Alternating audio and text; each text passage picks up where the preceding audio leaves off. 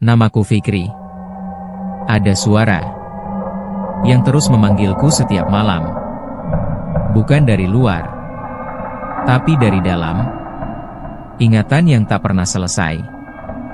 Dan malam ini, aku ajak kamu untuk mengingatnya bersama. Selamat datang di Jam Jelajah Misteri.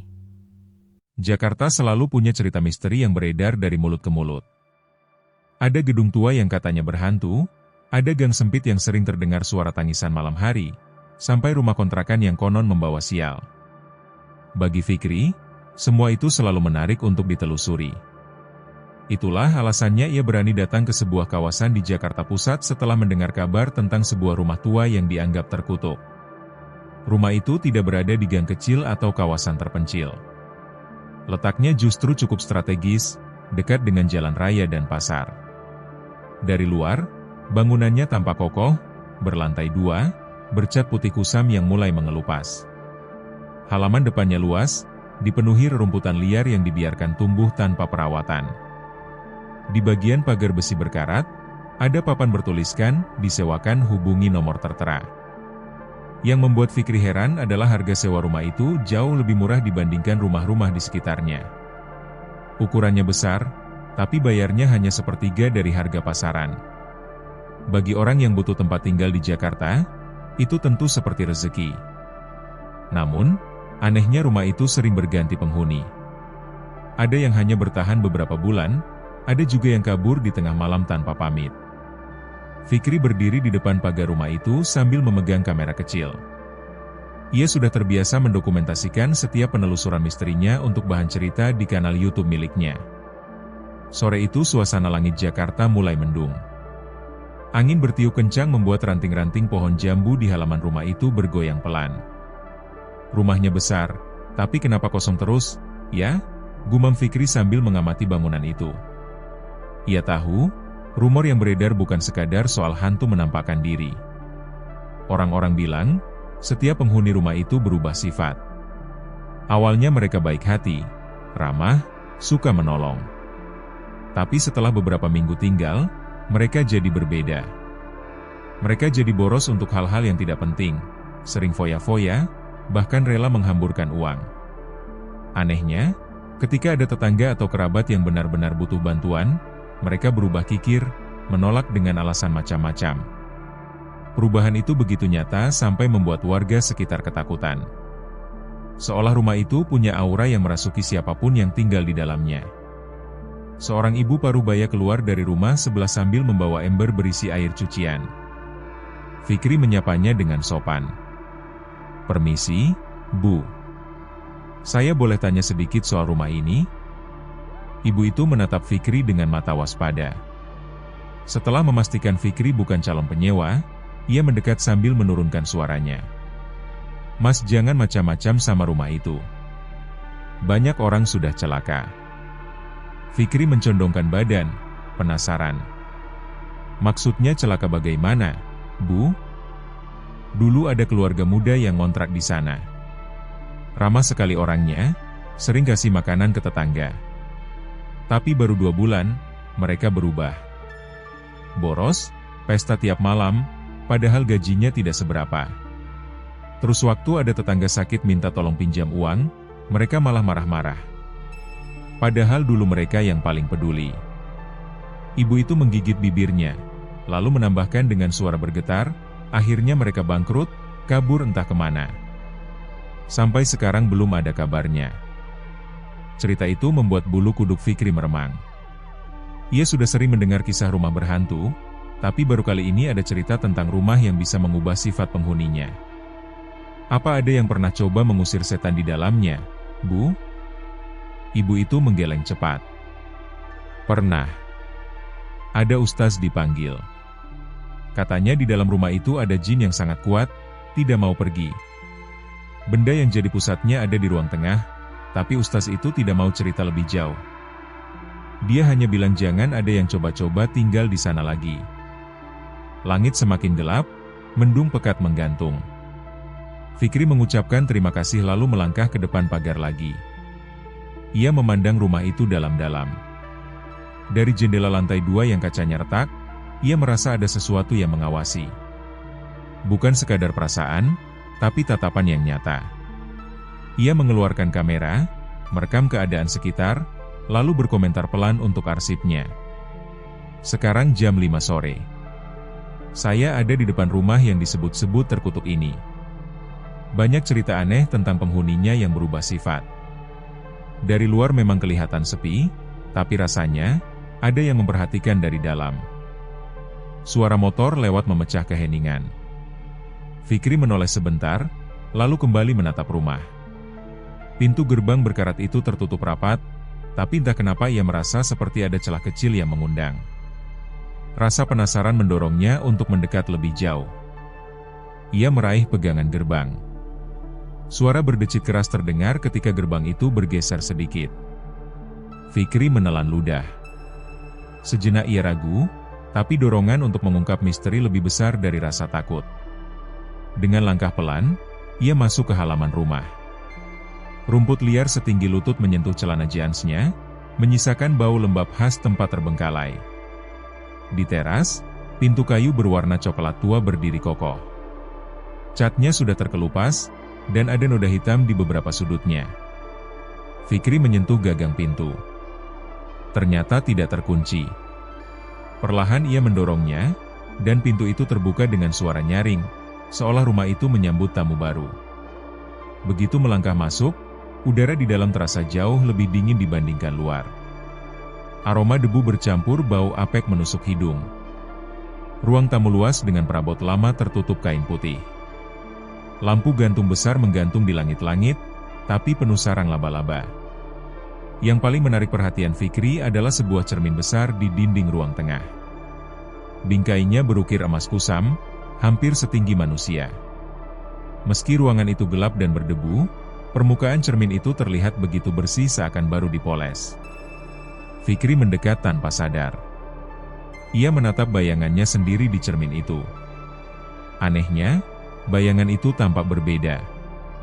Wajahnya memang sama, tapi pakaiannya bukan kaos hitam dan celana jeans yang ia kenakan. Bayangan dalam cermin memakai jas rapi, duduk di kursi empuk, dikelilingi tumpukan uang. Fikri tersentak mundur. Ia mengedipkan mata beberapa kali, dan bayangan itu kembali normal. Ia menghela napas panjang, mencoba menenangkan diri. Mungkin karena capek, halusinasi, gumamnya. Namun suara pelan terdengar di telinganya. Bukan gema, bukan pula suara dari luar. Bisikan lirih yang jelas, semua bisa kau miliki, asalkan kau tinggal di sini. Simpan untuk dirimu, jangan bagi siapapun. Fikri mematung. Jantungnya berdegup kencang. Ia menoleh ke kanan dan kiri, tapi tidak ada siapa-siapa. Hanya cermin besar itu, memantulkan bayangannya yang tampak samar. Angin tiba-tiba bertiup dari arah belakang, padahal semua jendela tertutup rapat. Suhu ruangan semakin dingin. Fikri merasakan bulu kuduknya berdiri. Ia buru-buru melangkah mundur, keluar dari ruang tengah, lalu menutup pintu rumah dengan terburu-buru. Begitu sampai di halaman, ia terengah-engah. Entah kenapa rasanya seperti baru saja keluar dari perangkap. Dari balik jendela lantai 2, ia yakin ada sesuatu yang bergerak. Bayangan gelap melintas cepat, seolah sedang mengawasi setiap langkahnya. Fikri menutup kamera dan memasukkannya ke dalam tas. Ini baru awal, katanya pelan. Aku harus tahu apa yang sebenarnya terjadi di rumah ini. Namun jauh di dalam hatinya, ia sadar, rumah itu bukan sekadar kosong atau berhantu. Ada sesuatu yang lebih menyeramkan, sesuatu yang bisa mengubah manusia menjadi makhluk yang bahkan lebih buruk daripada hantu. Dan malam itu, ketika ia pulang, Fikri tidak sadar bahwa bisikan dari dalam rumah masih menempel di telinganya. Bisikan itu akan terus mengikuti, menunggu saat yang tepat untuk kembali. Setelah pertemuannya dengan rumah itu, Fikri tidak bisa tidur nyenyak. Malam pertama setelah ia pulang, bisikan yang ia dengar dari cermin terus terulang di kepalanya. Suaranya samar, lirih, namun jelas, jangan berbagi, simpan untuk dirimu.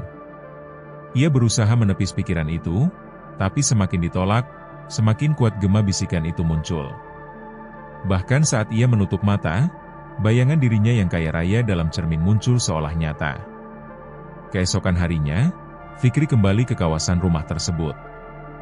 Kali ini ia tidak langsung masuk, melainkan duduk di warung kopi kecil dekat jalan utama. Dari sana ia bisa mengawasi gerbang rumah itu. "Mas sering lihat rumah itu?" tanya pemilik warung, seorang bapak berkumis tipis sambil menyeduh kopi. Fikri tersenyum tipis. "Saya dengar banyak cerita, Pak. Katanya rumah itu angker." Bapak itu menarik kursi, duduk di sebelah Fikri. "Angker iya, tapi bukan hantu biasa. Rumah itu sudah lama kosong, tapi kalau ada yang berani ngontrak, pasti berubah orangnya." "Berubah gimana, Pak?" Bapak itu menurunkan suara. "Jadi aneh. Ada yang dulunya pedagang sederhana, rajin sedekah. Baru tinggal di situ, jadi foya-foya, beli barang mahal, tapi giliran tetangga sakit, dimintai tolong, mereka marah. Kayak ada yang menguasai pikirannya. Akhirnya satu persatu bangkrut. Ada juga yang bercerai gara-gara sering bertengkar di situ." Fikri mengangguk, semakin yakin kalau rumah itu memang punya rahasia kelam. "Bapak tahu siapa pemilik pertama rumah itu?" "Katanya seorang saudagar kaya. Tapi sifatnya kikir. Dia meninggal sendirian di rumah itu. Harta banyak, tapi tak ada yang menolong sampai jasadnya membusuk beberapa hari. Orang-orang bilang arwahnya tidak tenang. Jadi jin, jadi penjaga rumah itu." Cerita itu sejalan dengan bisikan yang Fikri dengar malam sebelumnya. Ia menatap rumah dari kejauhan. Dari luar, terlihat tenang dan biasa saja. Tapi ia tahu, di dalamnya ada sesuatu yang berbahaya. Sore itu, rumah tidak lagi kosong. Ada aktivitas kecil di halaman. Fikri melihat sebuah mobil berhenti di depan pagar, lalu sebuah keluarga turun dari dalamnya. Pasangan suami istri dengan 2 anak kecil. Mereka tampak antusias, membawa kardus dan barang-barang ke dalam rumah. "Wah, ada yang baru masuk lagi rupanya," gumam Fikri. Bapak warung hanya menggeleng pelan. "Kasihan. Semoga mereka kuat." Tapi biasanya tidak ada yang bertahan lama. Fikri segera mengambil kameranya, merekam dari kejauhan. Ia ingin mengamati perubahan keluarga baru itu dari hari ke hari. Baginya, ini kesempatan untuk membuktikan kebenaran cerita yang beredar. Beberapa hari pertama, keluarga itu tampak normal. Suaminya bekerja, istrinya ramah menyapa tetangga, anak-anaknya bermain di halaman. Mereka bahkan sempat membeli jajanan dari warung tempat Fikri biasa nongkrong. Namun seminggu kemudian, perubahan mulai terlihat. Sang istri tidak lagi menyapa ramah, malah sering menghindari tetangga. Suaminya terlihat membawa barang-barang baru, seperti televisi layar besar dan kursi mewah yang jelas tidak sesuai dengan gaya hidup sebelumnya. Di malam hari, suara musik keras terdengar dari dalam rumah. Tawa-tawa orang dewasa terdengar sampai keluar pagar. Fikri yang sengaja merekam dari jauh, merasakan aura aneh. Keluarga itu seperti berubah jadi orang lain. Malam ketiga, Fikri memberanikan diri mendekat. Dari balik pagar ia melihat cermin besar di ruang tengah menyala samar, seolah memantulkan cahaya yang tidak berasal dari lampu. Ia menajamkan pandangan. Bayangan keluarga itu tampak di dalam cermin, tapi tidak sama dengan kenyataan. Di dalam cermin, mereka terlihat jauh lebih kaya. Sang ayah mengenakan jas mahal, istrinya memakai perhiasan berkilau, anak-anaknya memegang mainan mahal. Mereka tertawa bahagia, tapi wajah mereka tampak aneh, seolah senyum yang dipaksa. Fikri mundur perlahan, jantungnya berdetak kencang. Ia tahu, cermin itu bukan sekadar benda biasa. Cermin itu memperlihatkan godaan, membuat penghuninya terobsesi mengejar kehidupan yang ditampilkan. Ketika ia hendak pergi, suara berat terdengar samar dari dalam rumah. "Kau juga menginginkannya, bukan? Kau juga bisa, asal kau masuk." Fikri berhenti. Ia menoleh lagi ke arah rumah. Tidak ada orang di sana, tapi suara itu begitu jelas masuk ke telinganya. Ia merinding, buru-buru menjauh. Keesokan paginya, kabar buruk beredar di sekitar rumah. Seorang tetangga datang meminta bantuan pada keluarga baru itu karena anaknya sakit keras. Namun bukannya membantu, keluarga itu malah mengusir dengan kasar. Sang ayah berteriak, menyuruh tetangganya tidak usah merepotkan. Padahal seminggu lalu mereka orang yang ramah. Fikri mendengar sendiri cerita itu dari warga sekitar. Ia merekam semua kesaksian, semakin yakin bahwa kutukan rumah itu nyata. Malamnya, Fikri memutuskan kembali masuk ke rumah itu. Ia tidak ingin hanya mengamati dari luar. Ia ingin tahu apa yang sebenarnya bersemayam di dalam. Dengan hati-hati ia menunggu sampai keluarga itu pergi keluar kota, menurut kabar dari tetangga. Begitu rumah sepi, ia menyelinap masuk lewat pagar samping. Suasana rumah jauh lebih mencekam daripada sebelumnya. Bau anyir samar tercium di udara. Saat memasuki ruang tengah, cermin besar itu kembali memantulkan bayangannya. Kali ini bayangan Fikri lebih jelas. Ia melihat dirinya duduk di kursi empuk, dikelilingi kamera mahal, uang bertumpuk, dan penghargaan. Bayangan itu tersenyum penuh kepuasan, sementara Fikri di dunia nyata berdiri pucat di depannya. Bisikan itu datang lagi, lebih jelas. Lihatlah, ini masa depanmu. Kau hanya perlu menerima. Semua untukmu, tidak ada yang lain. Fikri menutup telinga, tapi suaranya tidak berhenti. Ia menunduk, menahan rasa mual. Tubuhnya bergetar, seolah ada energi dingin menyusup ke dalamnya. Tiba-tiba dari dalam cermin, bayangan dirinya bergerak sendiri. Bayangan itu melambaikan tangan, seolah memanggil Fikri untuk masuk. Wajahnya menegang, matanya kosong tapi menakutkan. Fikri mundur dengan panik. Tapi semakin ia mundur, bayangan dalam cermin semakin mendekat, seolah hendak keluar dari permukaan kaca. Permukaan cermin bergetar, seperti air yang terusik. Suara tawa berat menggema di seluruh ruangan. Tawa itu bukan manusia, tapi jelas berasal dari sesuatu yang bersemayam di balik cermin. Fikri berlari keluar rumah secepat mungkin. Nafasnya terengah, keringat dingin bercucuran. Sesampainya di luar pagar, ia jatuh terduduk, gemetar hebat. Dari dalam rumah, suara tawa itu masih terdengar samar, seakan mengejek keberaniannya. Malam itu, Fikri sadar satu hal. Rumah itu bukan sekadar terkutuk. Ada sesuatu yang sengaja memikat orang, mengubah mereka lewat godaan cermin. Dan kalau ia terus mendekat, bukan tidak mungkin ia sendiri yang akan jatuh ke dalam perangkap yang sama. Namun, Fikri juga tahu satu hal lain, misteri ini belum selesai. Ia harus mencari tahu asal-usul cermin itu, dan apa yang sebenarnya bersemayam di dalam rumah. Beberapa hari setelah kejadian di dalam rumah itu, Fikri masih tidak tenang. Tidurnya terganggu oleh mimpi yang sama berulang kali. Dalam mimpi, ia selalu berdiri di depan cermin besar itu. Bayangannya tersenyum, memanggilnya untuk masuk. Kadang bayangan itu melambaikan uang, kadang memperlihatkan Fikri dengan kehidupan mewah, rumah besar, mobil mahal, orang-orang yang menghormatinya. Tapi setiap kali Fikri hampir mendekat, wajah bayangan itu berubah jadi menyeramkan, dengan mata kosong dan mulut sobek. Fikri tahu mimpi itu bukan sekadar bunga tidur. Cermin itu benar-benar berhubungan dengan sesuatu yang kuat. Bisikan yang dulu hanya terdengar samar kini semakin jelas, bahkan saat ia terjaga. Kadang ketika ia sedang makan, ada suara lirih yang berkata, "Nikmati sendiri, jangan bagi. Semua milikmu." Pikirannya mulai kacau.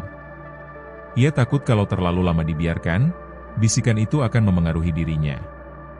Karena itu ia memutuskan mencari tahu sejarah rumah tersebut lebih dalam. Siang itu, Fikri menemui seorang lelaki tua bernama Pak Rahman, warga lama yang tinggal tidak jauh dari rumah kutukan. Menurut cerita tetangga, Pak Rahman tahu banyak soal sejarah kawasan itu. Rumah besar itu dulunya adalah rumah seorang saudagar kain bernama Surya. Di rumah kayu sederhana yang dipenuhi foto-foto lama, Fikri duduk berhadapan dengan Pak Rahman. Lelaki tua itu menatapnya dengan mata sayu, seakan enggan mengungkit masa lalu. "Jadi kau mau tahu soal rumah Surya?"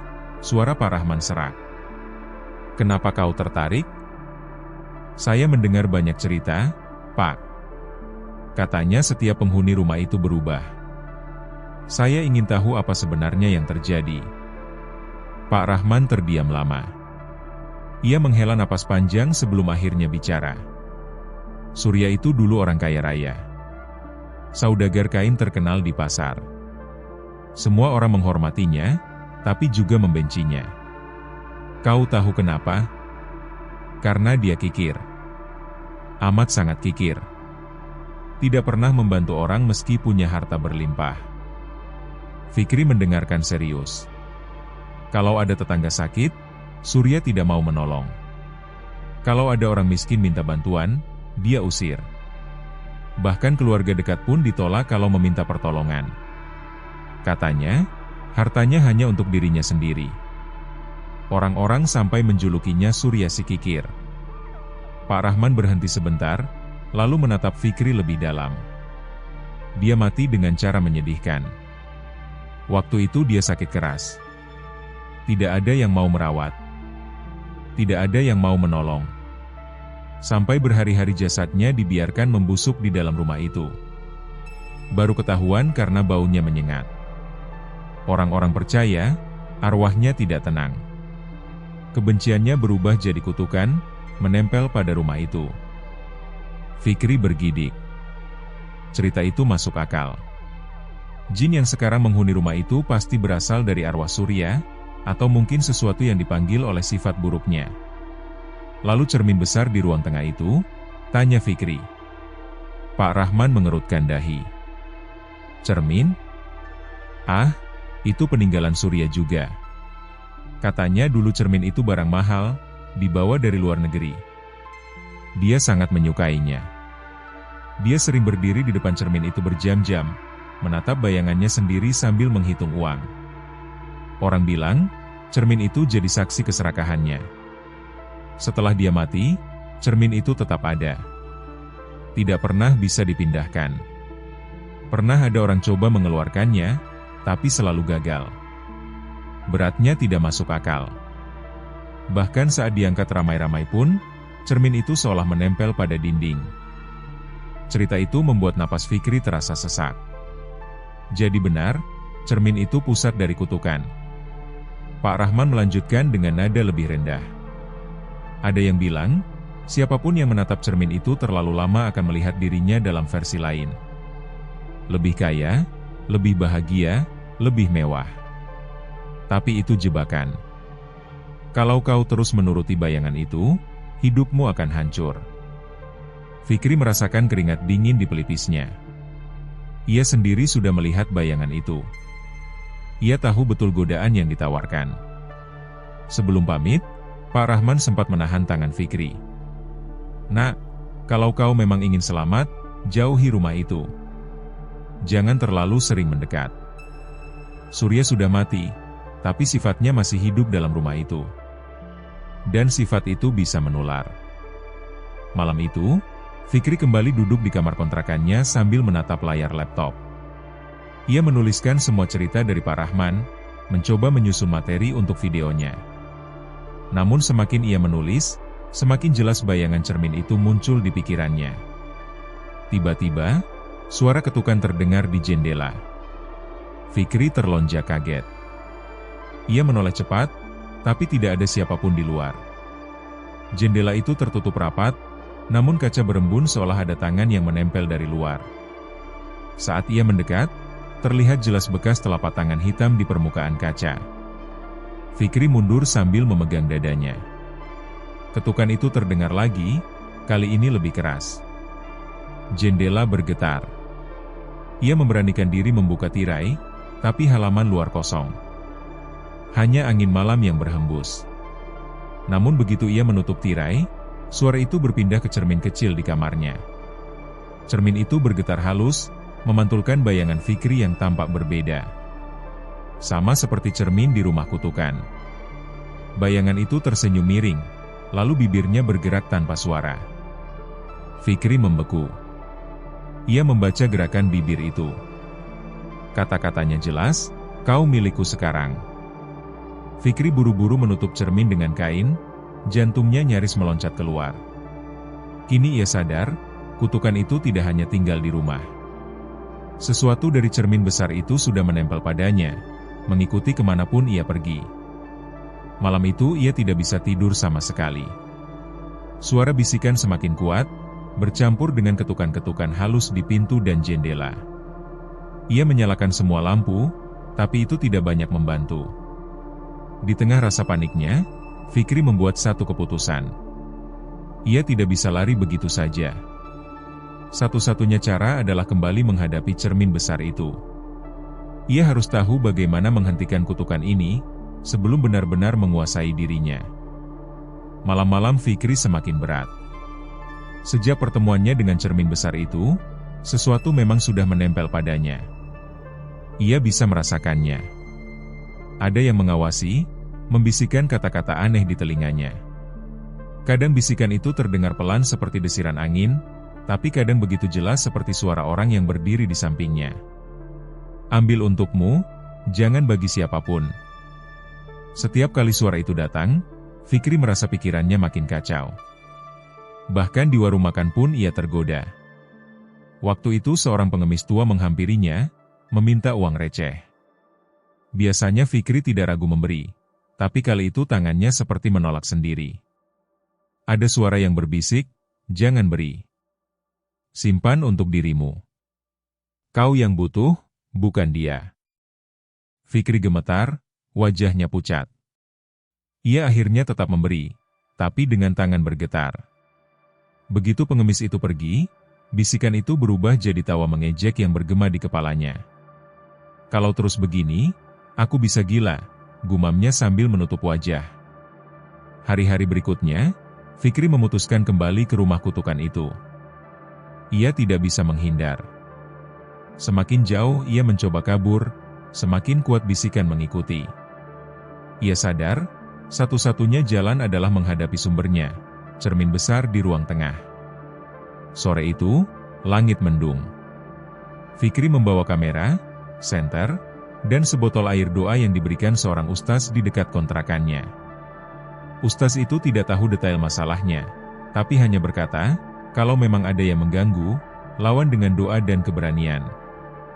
Ketika ia tiba di depan rumah kutukan, suasana begitu sepi. Keluarga yang sempat menempati rumah itu rupanya sudah pergi mendadak. Warga bilang mereka ribut besar, lalu kabur tengah malam meninggalkan barang-barang. Itu berarti rumah kembali kosong. Gerbang berkarat itu masih terbuka sedikit. Dengan langkah berat, Fikri masuk. Halaman rumah terasa lebih gelap dari biasanya, seolah langit di atasnya tertutup bayangan awan pekat. Udara dingin menusuk tulang. Begitu masuk ruang tamu, suasana mencekam langsung menyergap. Bau apek bercampur anyir makin jelas. Perabot tertutup kain putih berdebu. Dan di sana, di dinding ruang tengah, cermin besar itu masih berdiri. Permukaannya bersih berkilau, seolah baru dipoles. Fikri menyalakan kameranya, merekam setiap langkah. Sekarang jam 6 sore. Aku masuk rumah ini untuk mencari tahu apa yang sebenarnya terjadi. Cermin itu ada di depan mata. Aku harus lihat langsung. Ia mendekat perlahan. Bayangannya muncul di cermin, tapi kali ini tidak sama persis. Bayangan itu tersenyum, sementara Fikri di dunia nyata justru pucat dan tegang. Bayangan itu mengenakan pakaian mahal, di sekelilingnya ada tumpukan uang, kamera canggih, dan orang-orang yang bersorak menyebut namanya. Suara lirih terdengar, bukan hanya di kepala, tapi juga di dalam ruangan. Kau pantas mendapatkannya, tinggal kau terima, biarkan aku menggantikanmu. Permukaan cermin bergetar halus, lalu bayangan Fikri bergerak lebih dulu, padahal ia tidak. Bayangan itu melangkah mendekat, matanya kosong dengan senyum menyeramkan. Jantung Fikri berdetak kencang. Ia buru-buru meneteskan air doa ke lantai depan cermin sambil membaca doa. Untuk beberapa detik, bayangan itu bergetar, wajahnya berubah murka. Suara teriakan terdengar, berat dan menggelegar. Apa kau pikir bisa mengusirku begitu saja? Aku sudah ada di sini sejak manusia pertama kali memuja harta. Fikri mundur beberapa langkah, kamera di tangannya bergetar. Dari dalam cermin, muncul sosok gelap tinggi besar dengan mata putih menyala. Wujud itu bukan lagi bayangan dirinya, melainkan jin yang bersemayam di balik kaca. Tubuhnya seperti asap hitam, tapi matanya menusuk. Aku Surya, suara itu bergema keras. Aku tidak akan pergi. Semua orang yang masuk rumah ini adalah milikku. Aku akan membuat mereka sama sepertiku, rakus, kikir, dan hancur. Fikri mencoba melawan ketakutannya. Kau sudah mati. Kenapa kau masih menjerat orang lain? Jin itu tertawa panjang. Suaranya membuat kaca jendela bergetar. Aku mati, tapi keserakahanku tidak. Selama ada manusia yang tergoda harta, aku akan terus hidup. Kau pun sama. Kau menginginkan semua itu, bukan? Aku hanya memperlihatkan apa yang kau mau. Bisikan itu kembali menguasai kepala Fikri. Pandangannya kabur. Ia melihat bayangan dirinya kembali, tersenyum sambil mengulurkan segepok uang. Ambil, kau bisa jadi kaya, terkenal, semua orang hormat padamu. Fikri hampir terjatuh berlutut. Tangannya terulur tanpa sadar ke arah cermin. Tapi ia cepat menarik diri, menggigit bibir sampai terasa asin. Tidak, aku bukan milikmu. Ia menuangkan sisa air doa ke cermin. Permukaan kaca berdesis, seperti minyak yang terkena api. Jin itu meraung keras, tubuhnya bergejolak. Bayangan dalam cermin berusaha keluar, tapi terhalang cairan itu. Namun kekuatan jin itu jauh lebih besar. Permukaan kaca retak, membentuk garis-garis panjang. Dari balik retakan itu, asap hitam mulai merembes keluar, memenuhi ruangan dengan bau busuk menyengat. Fikri panik. Ia berlari ke pintu depan, tapi pintu itu tertutup rapat. Ia mencoba membukanya, namun tidak bisa. Pintu seakan terkunci dari dalam. Suara tawa jin itu terdengar lagi. Kau tidak bisa lari. Sekarang kau sudah terikat padaku. Lampu gantung di langit-langit bergoyang, kain penutup perabot beterbangan, udara semakin dingin menusuk. Fikri gemetar, tubuhnya kaku. Ia berusaha mengingat doa yang diajarkan ustaz, membacanya keras-keras. Suara itu membuat jin mengaum lebih keras. Tiba-tiba semua suara hilang. Hening. Hanya suara napas Fikri sendiri yang terdengar. Ia menoleh ke arah cermin. Permukaan kaca itu retak parah, tapi sosok jin sudah tidak terlihat. Yang ada hanya bayangan dirinya, menatap dengan wajah datar. Namun ada yang aneh. Bayangan itu tidak bergerak sama seperti dirinya. Saat Fikri mengangkat tangan, bayangan tidak mengikuti. Saat ia mundur, bayangan tetap diam di tempat. Pelan-pelan, bayangan itu tersenyum. Senyum lebar penuh ejekan. Fikri membeku, darahnya serasa berhenti mengalir. Bayangan itu kemudian melangkah maju, sementara Fikri masih berdiri terpaku. Permukaan cermin bergetar lagi, seolah siap memuntahkan sesuatu keluar. Fikri menjerit, berlari dengan sekuat tenaga ke arah pintu. Kali ini pintu terbuka dengan hentakan keras, membuatnya terlempar ke halaman. Ia terbatuk-batuk, keringat bercucuran. Saat ia menoleh ke belakang, rumah itu tampak tenang kembali. Cermin di dalamnya tidak terlihat dari luar, seolah tidak pernah ada kejadian apapun. Namun Fikri tahu, jin itu belum kalah. Ia masih di sana, menunggu. Dan lebih buruk lagi, sebagian darinya sudah menempel pada Fikri. Saat ia berjalan menjauh, bisikan itu kembali terdengar. Kau tidak bisa bebas dariku, aku akan selalu ada.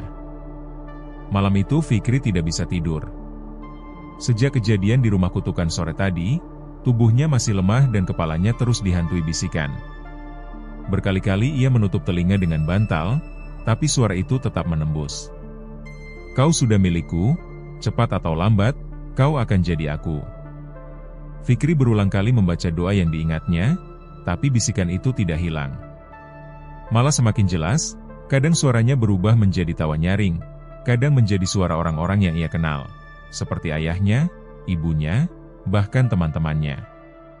Semua suara itu menyatu, membuatnya hampir gila. Pukul 2 dini hari, ponselnya tiba-tiba berdering. Nomor tidak dikenal. Dengan tangan gemetar ia mengangkatnya.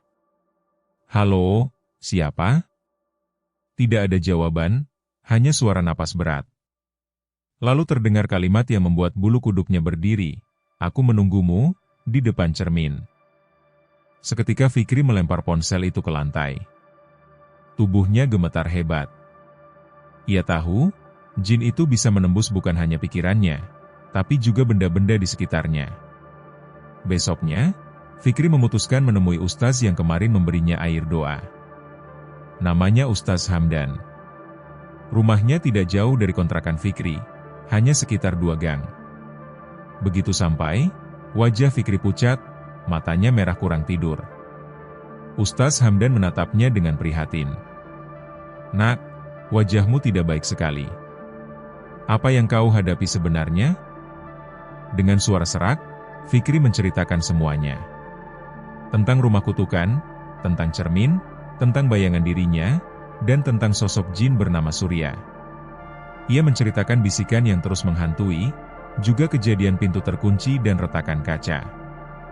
Ustaz Hamdan menghela napas panjang. Kalau benar ada jin yang menempel, apalagi jin dari orang yang dulu hidup penuh dosa, ini bukan hal mudah. Kau harus kuat. Jangan pernah menuruti bisikannya. Apa saya bisa lepas dari dia, Ustaz? Tanya Fikri dengan mata berkaca-kaca. Bisa, tapi syaratnya berat. Kau harus berani menghadapi asal kutukannya. Bukan hanya menolak, tapi memutus ikatannya. Dan itu artinya, kau harus kembali ke rumah itu. Fikri menunduk, hatinya berontak. Ia tidak ingin kembali. Tapi di sisi lain, kalau ia terus lari, hidupnya akan habis digerogoti bisikan itu. Ustaz Hamdan memberikan sebuah botol air doa lagi, kali ini lebih besar.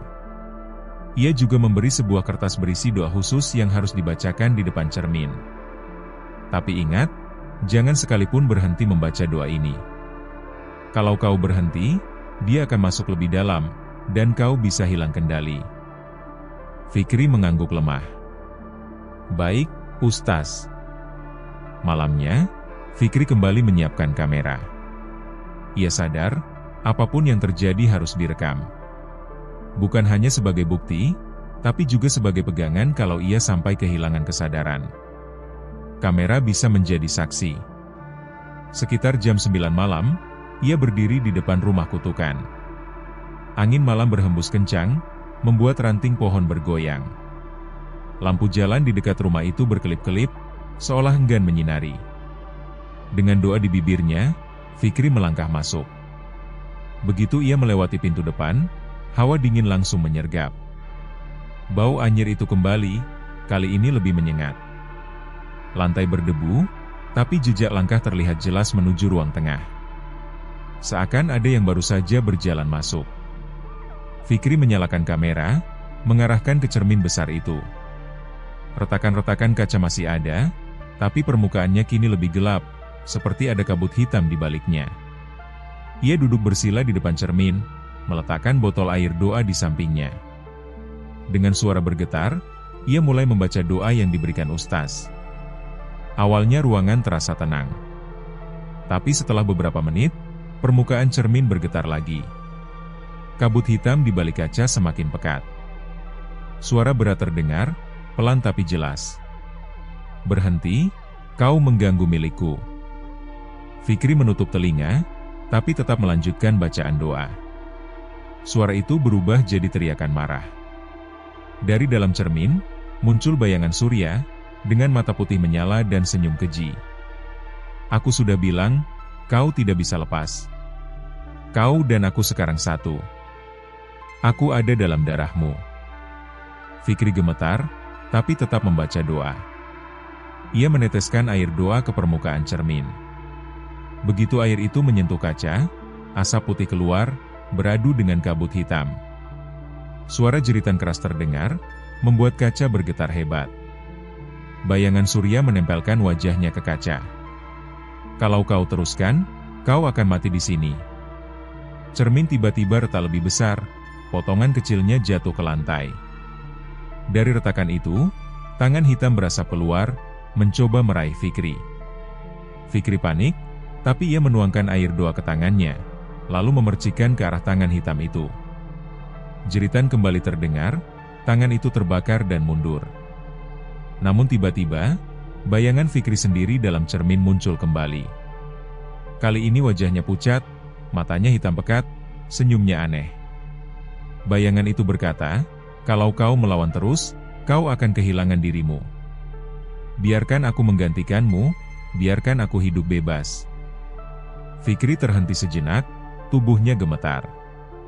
Bayangan itu mengulurkan tangan, seakan mengajaknya masuk ke dalam cermin. Dan untuk sesaat, Fikri merasa benar-benar ingin menyerah. Tapi ia segera mengingat pesan Ustaz. Jangan berhenti.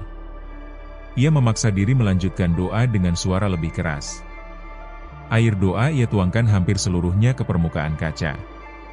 Cermin itu bergetar semakin keras, retakannya meluas, hingga akhirnya pecah berkeping-keping.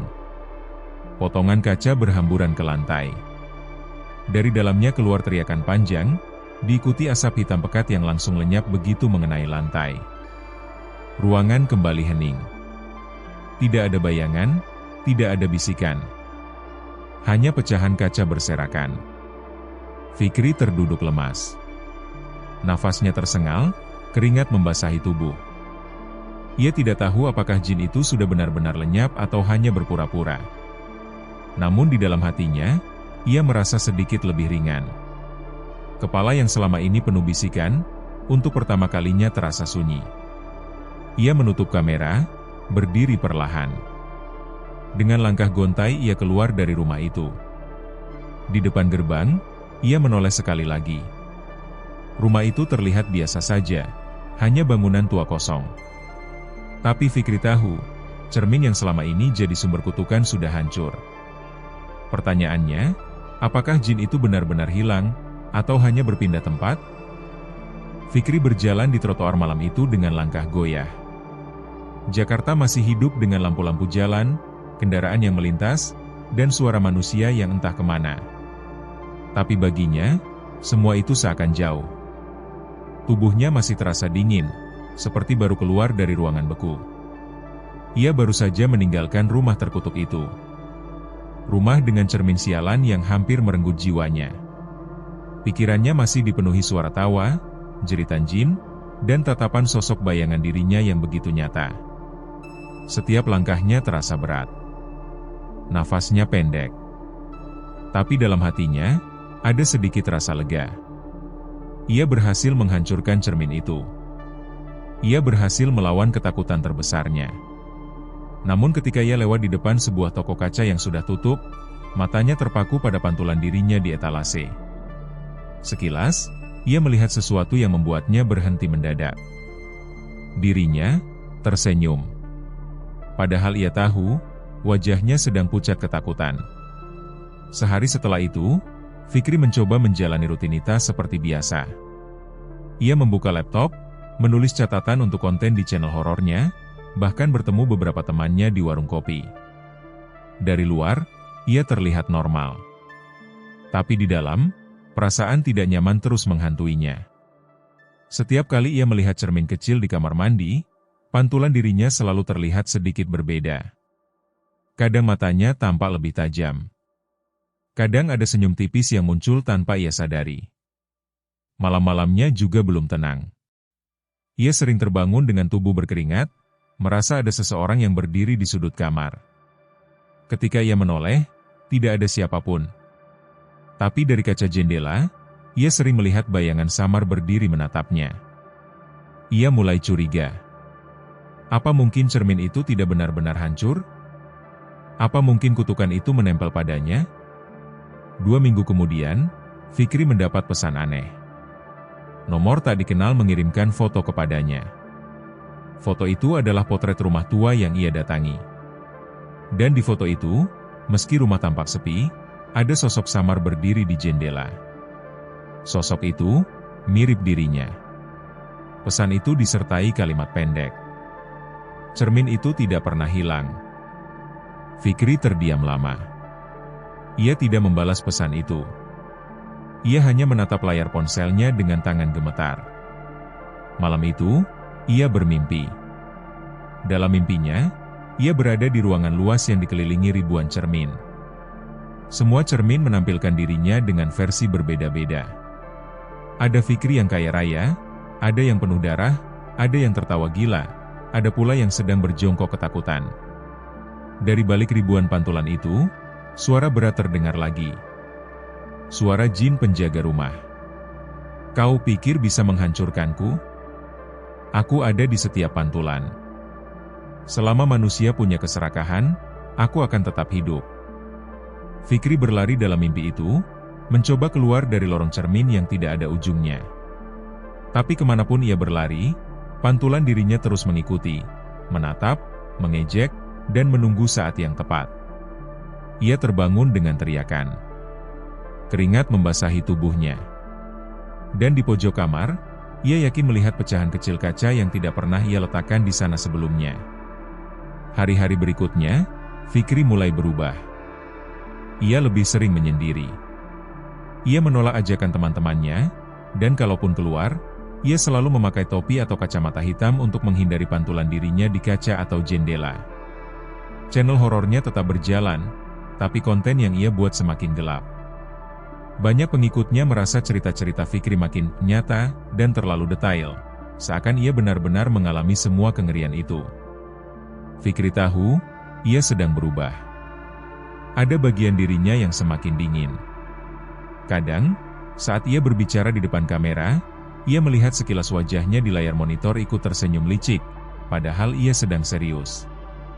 Suatu malam, Fikri kembali didatangi mimpi buruk.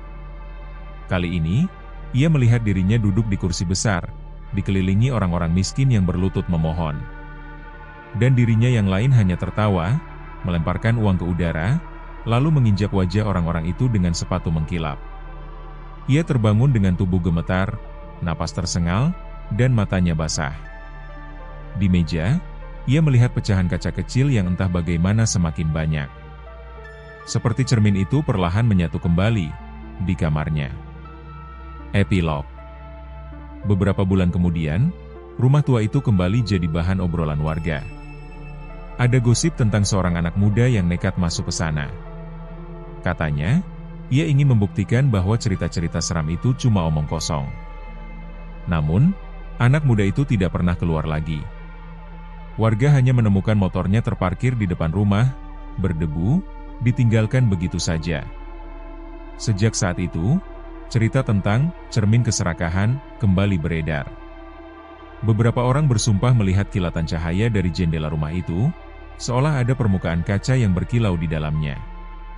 Ada pula yang mengaku mendengar suara tawa dari dalam, meski rumah jelas kosong.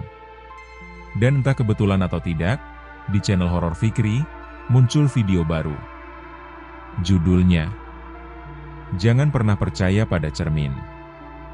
Video itu menampilkan Fikri bercerita seperti biasa. Namun, kalau diperhatikan dengan saksama, pantulan wajahnya di layar komputer di belakangnya tidak bergerak sama sekali. Pantulan itu hanya tersenyum. Diam. Menatap penonton. Selesai.